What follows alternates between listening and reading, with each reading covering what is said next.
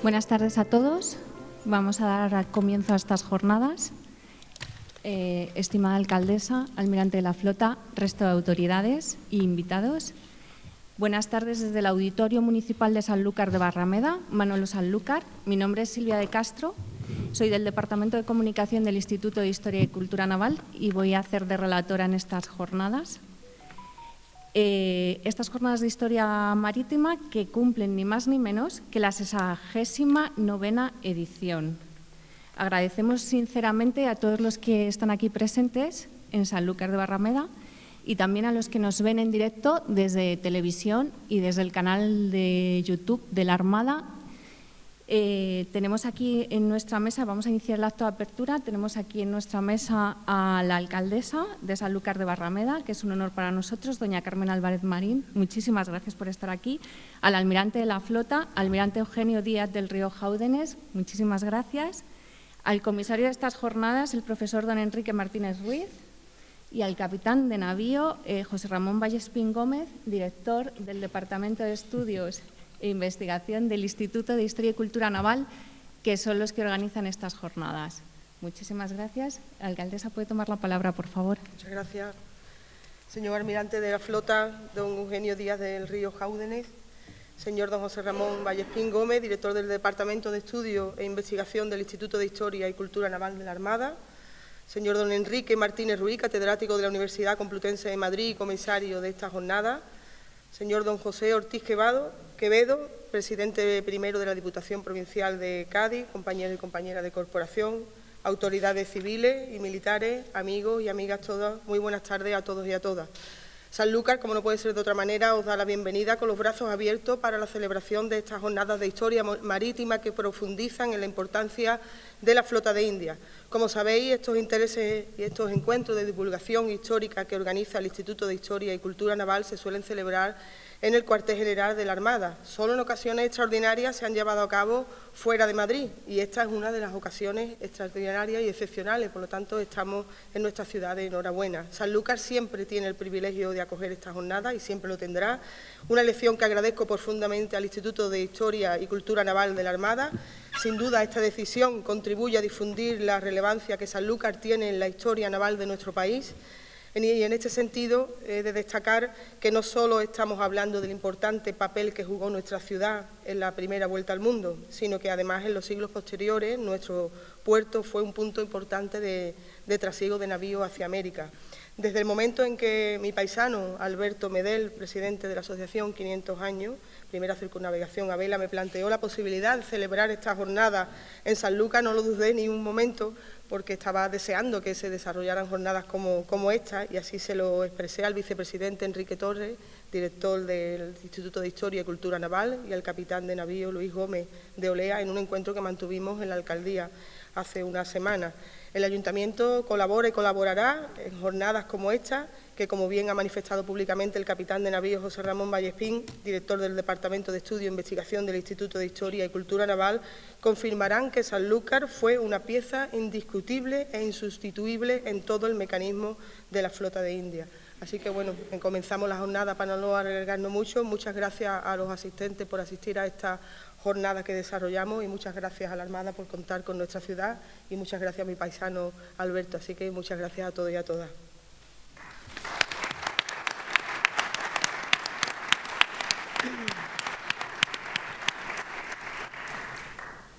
Almirante, por favor. Sí, está activado. Sí, buenas tardes, alcaldesa de Sanlúcar de Barrameda, excelentísimas autoridades civiles y militares, comisario de estas jornadas, queridos ponentes, queridos amigos. Es un verdadero privilegio y una satisfacción para mí poder estar hoy aquí, en esta ciudad de Sanlúcar de Barrameda, ciudad tan marinera y también con tanta historia relacionada con la mar, para inaugurar estas jornadas de historia marítima de la Armada dedicadas a la flota de Indias que ha organizado el Instituto de Historia y Cultura Naval. No quiero adelantarme a las palabras del comisario de estas jornadas, ni tampoco descubrir los secretos que los ponentes nos van a desvelar a lo largo de esta tarde. Pero, en efecto, el descubrimiento del Nuevo Mundo provocó un creciente comercio a través del Atlántico. Así, a los peligros naturales que amenazaban a los barcos españoles se unieron pronto los ataques de piratas y corsarios y hubo que reaccionar para defenderse de ellos. Cuando a la amenaza de los piratas se unió la de las escuadras de otros reinos, se hizo necesario apoyar a las flotas con verdaderos barcos de guerra. Y estos fueron los orígenes de los convoyes protegidos o las operaciones precursoras, que hoy en día las marinas de guerra todavía contemplan en sus doctrinas de empleo de la fuerza naval y está hoy de plena actualidad. Pues sin más, deseo que disfruten de estas jornadas, que se adentren en esta singladura de 3 días aquí en Sanlúcar de Barrameda, de mano de los ponentes, y nos sirva a todos para conocer la grandeza de España en el mundo. Para finalizar, quiero dar mi agradecimiento a todos los que han colaborado para la realización de estas jornadas, que espero sean de su interés, y sin más, quedan inauguradas estas jornadas sobre la flota de Indias. Muchas gracias.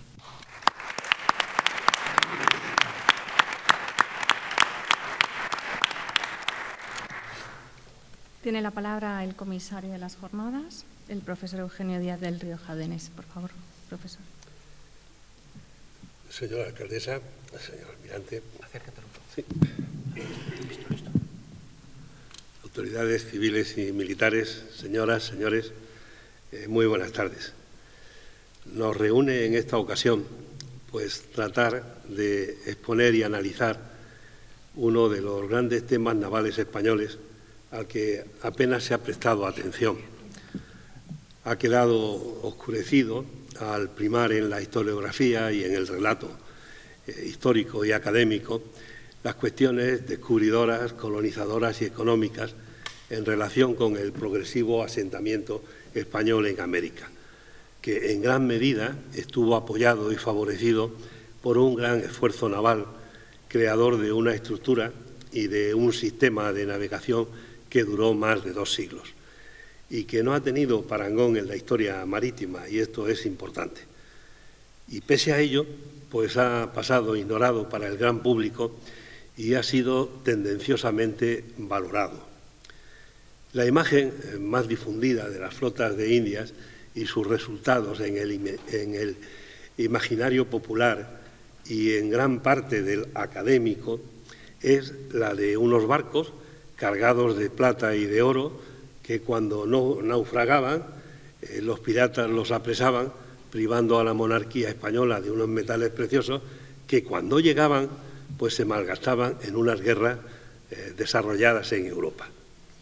Esta es una imagen tendenciosa y muy distorsionada de la realidad, como tantas otras relativas sobre todo a la España del siglo XVI y del siglo XVII, y que es fruto de un maniqueísmo en el que los malos eran los españoles, particularmente los castellanos, y los buenos eran sus enemigos. Y por ese maniqueísmo se omitían en el relato lo que supone la carrera de Indias y sus flotas, que son aspectos fundamentales de la monarquía hispánica y de ultramar.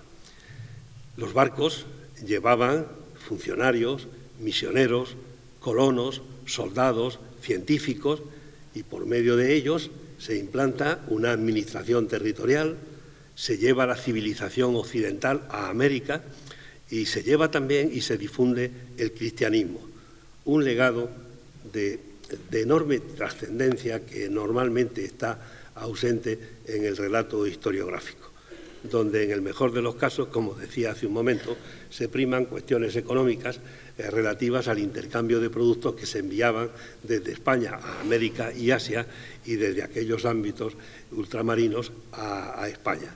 Y es fue un intercambio de una magnitud sin precedentes, un logro al que tampoco se hace justicia en los relatos al uso.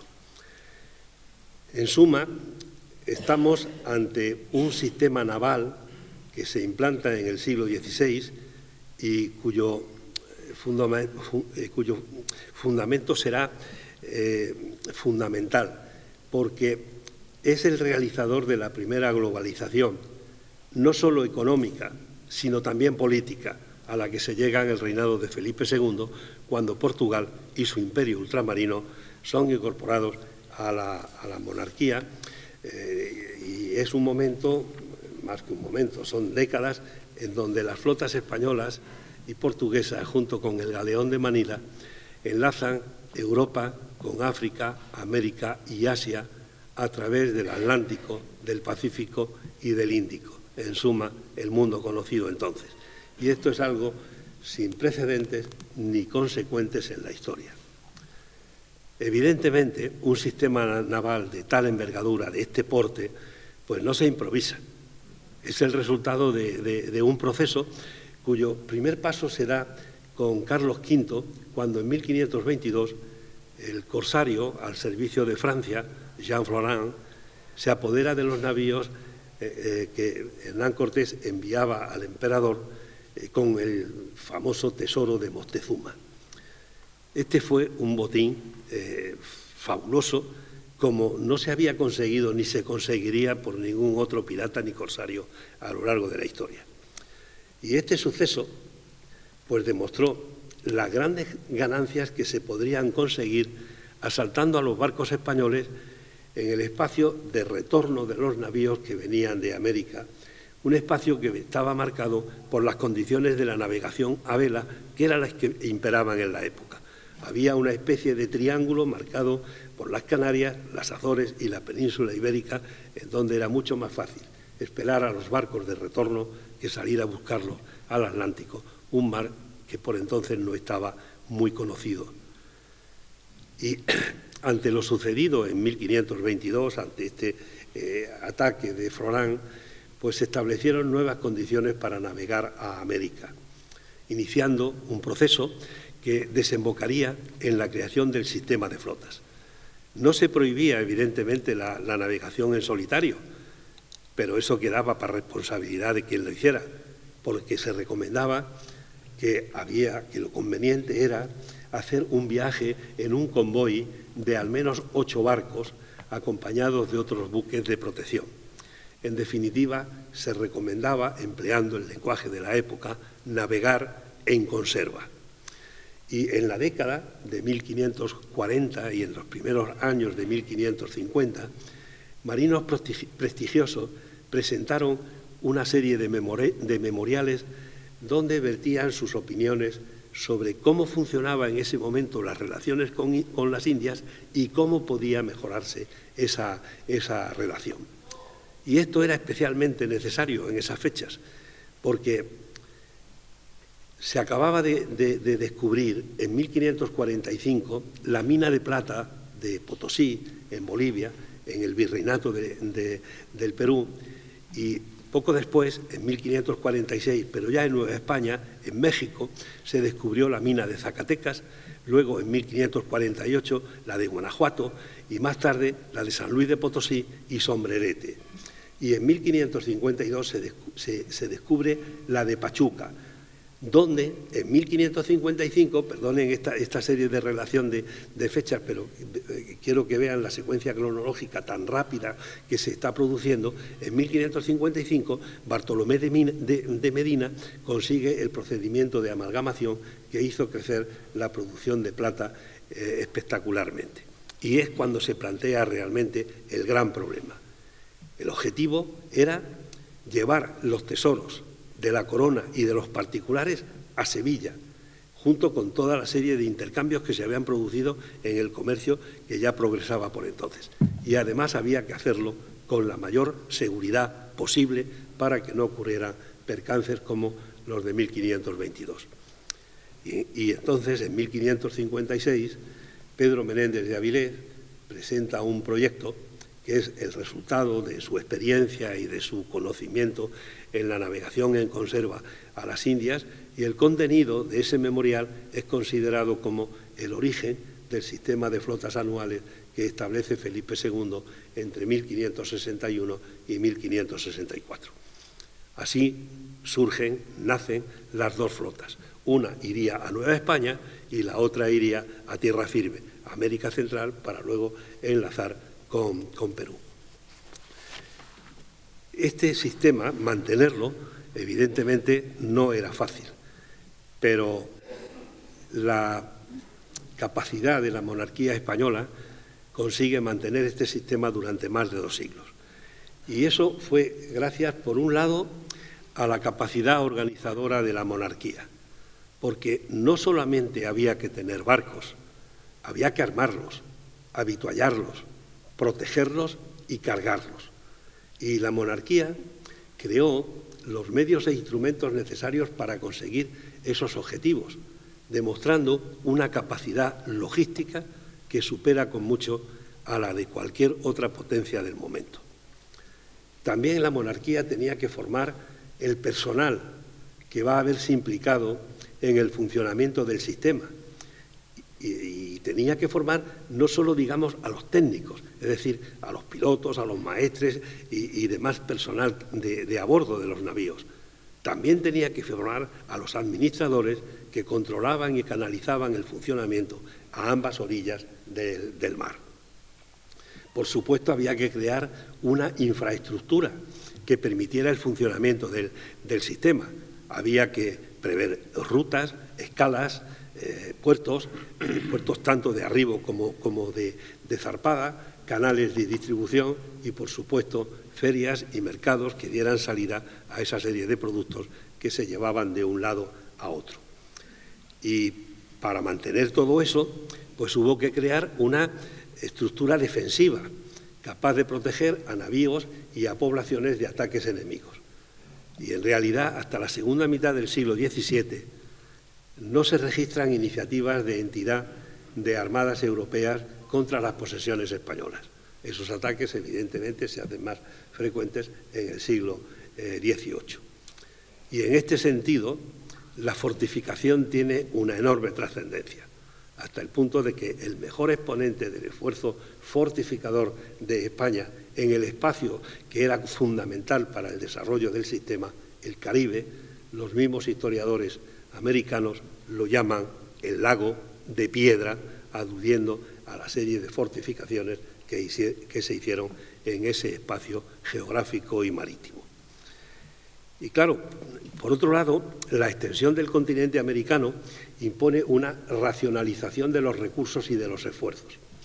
Hay que tener en cuenta que cuando Castilla empieza a asentarse en América, solo cuenta con unos 4 millones de habitantes y que España entera no supera los 10 millones hasta finales del siglo XVIII. En consecuencia, en función de esa racionalización de los esfuerzos y de los recursos, se produce el abandono de unas zonas marginales e improductivas que son las que se convierten en base de las potencias enemigas y reductos donde se asientan piratas y contrabandistas. Pues bien, pese a los ataques de piratas, corsarios y demás, a ataques de otras potencias, a los problemas internos que surgen en el propio desarrollo del sistema y además a los problemas que generaba una navegación siempre azarosa, el sistema de flotas de las flotas de Indias y la carrera pervivieron. En esta ocasión, el Instituto de Historia y Cultura Naval organizó estas jornadas que han contado afortunadamente con el apoyo del ayuntamiento de esta ciudad que nos acoge, y el objetivo era pues recuperar del pasado estas flotas que, como decía hace un momento, son una de las páginas más importantes de la navegación de todos los tiempos. Y para analizar y desarrollar estas jornadas, pues contamos con especialistas destacados, como ustedes van a tener ocasión de comprobar esta tarde y en los días siguientes. Ellos nos van a aproximar en la primera sesión a dos ciudades españolas claves en el desarrollo del sistema, como fueron Sevilla y la misma Sanlúcar. En el segundo día tendremos oportunidad de conocer el marco institucional en que se desarrolla el sistema y el mecanismo de las flotas en sí, cómo se organizaron y cómo funcionaron. Y el tercer día está dedicado a abordar dos temas fundamentales y también dos temas muy controvertidos, como son lo que significaron, por una parte, los metales preciosos y, por otra, la piratería y el corso. Si tienen ustedes el programa o han tenido la oportunidad de verlo, pues habrán reparado en la serie de instituciones que con su apoyo hacen posible el desarrollo de estas jornadas navales. el Instituto, el Ayuntamiento y todas las que figuran en ese programa. Entonces, de la misma forma que expreso mi agradecimiento a los conferenciantes, también lo hago extensivo a estas instituciones, pues sin ellas no estaríamos aquí. En consecuencia, a todos y a ustedes por acompañarnos, muchísimas gracias.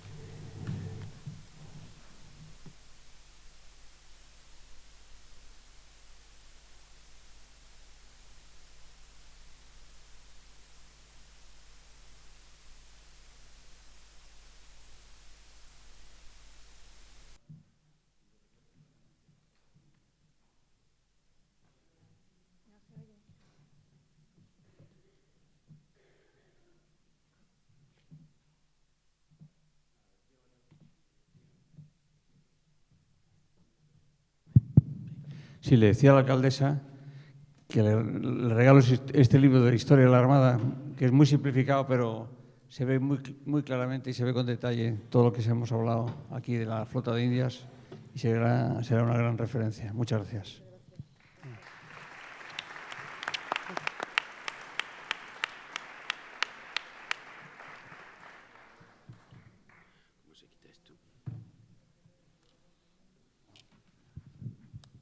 Otro regalito de otro libro que se editó la legislatura pasada de Sanlúcar de Barrameda y la primera vuelta al mundo, y un detalle del bolígrafo del Ayuntamiento. Muchas gracias. Gracias.